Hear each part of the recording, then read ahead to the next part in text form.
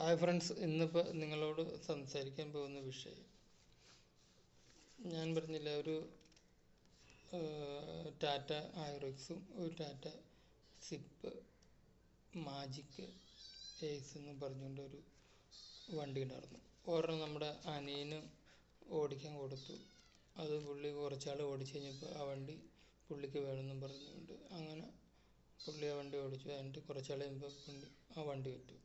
രണ്ടാമത് ഒരു വണ്ടി ഉണ്ടായിരുന്നു. അത് നമ്മുടെ ജ്യേഷ്ഠനെ ഏൽപ്പിച്ചിട്ട് ആ വണ്ടി കുറച്ചാൾ ഓടിച്ചു കഴിഞ്ഞപ്പോൾ പുള്ളി പാലക്കാട് ഇഞ്ചി കൃഷിക്ക് പോയി കഴിഞ്ഞപ്പോൾ ആ വണ്ടിയുടെ 6cc കുടിശ്ശിയാക്കി. അപ്പോൾ ഞാൻ ആ വണ്ടീനെ പിടിച്ച് വീട്ടിൽ വന്നിട്ടു. എന്നിട്ട് പുള്ളിയുടെ കൂട്ടുകാരോട് പറഞ്ഞ് ആ വണ്ടി ഞാൻ എടുത്തോളാം, ഇപ്പോൾ അഡ്വാൻസ് 1,00,000 രൂപ തരാം, ആ മുടക്കാശ് 1,00,000 രൂപ, ബാക്കി 24cc ഞാൻ അടിച്ചോളാം എന്നും പറഞ്ഞുകൊണ്ട് സഹോദരന്മാരായിട്ട് നമ്മൾ എഗ്രിമെൻ്റ് വെച്ചില്ല. അത് കഴിഞ്ഞിട്ട് ആ 1,00,000 രൂപ വന്നപ്പോൾ പുള്ളി ഓടിച്ച് കുടിശ്ശിയാക്കി ആ 6cc 30,000 രൂപ അടയ്ക്കാൻ പറഞ്ഞ് അത് ഇതാക്കി. അങ്ങനെ അത് കഴിഞ്ഞിട്ട് ആ വണ്ടി കൊണ്ടുപോയിട്ട് 2014 കൊണ്ടുപോയിട്ട് 2020 വരെ ഓടിച്ചു. CC അടിക്കുക ഒന്നും ചെയ്തില്ല. എന്നിട്ട് പറയണം ഈ അഡ്വാൻസ് എന്ന പൈസയാണ് ഇനി ഉള്ളൂ എന്നൊക്കെ പറഞ്ഞ് എവിടെയെങ്കിലും 1,00,000 രൂപ അഡ്വാൻസ് കൊടുത്തു കഴിഞ്ഞിട്ട് ബാക്കി 2,50,000 രൂപ വണ്ടിക്ക് ബാക്കി 1,50,000 രൂപ കൊടുക്കണ്ടേ.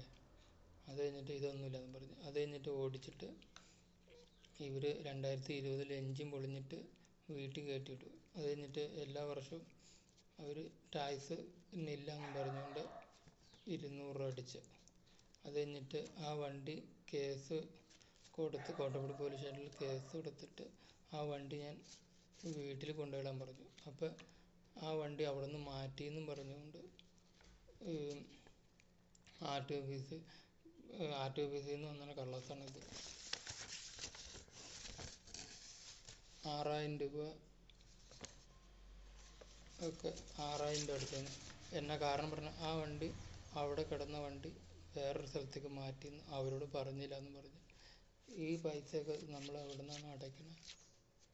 ഇത് ജീവിതത്തിലൊക്കെ ഒരു പാഠമാണ്. സഹായിക്കുമ്പോൾ ആളുകൾ ഉപദ്രവിക്കുന്ന പരിപാടി. നിങ്ങൾ ഇതെല്ലാം കണ്ട് മനസ്സിലാക്കണം. ഇങ്ങനെയാണ് ജീവിതത്തിൽ ഓരോ പ്രശ്നങ്ങളുണ്ടായത്, ഈ കടക്കണിയെല്ലാം വന്നത്.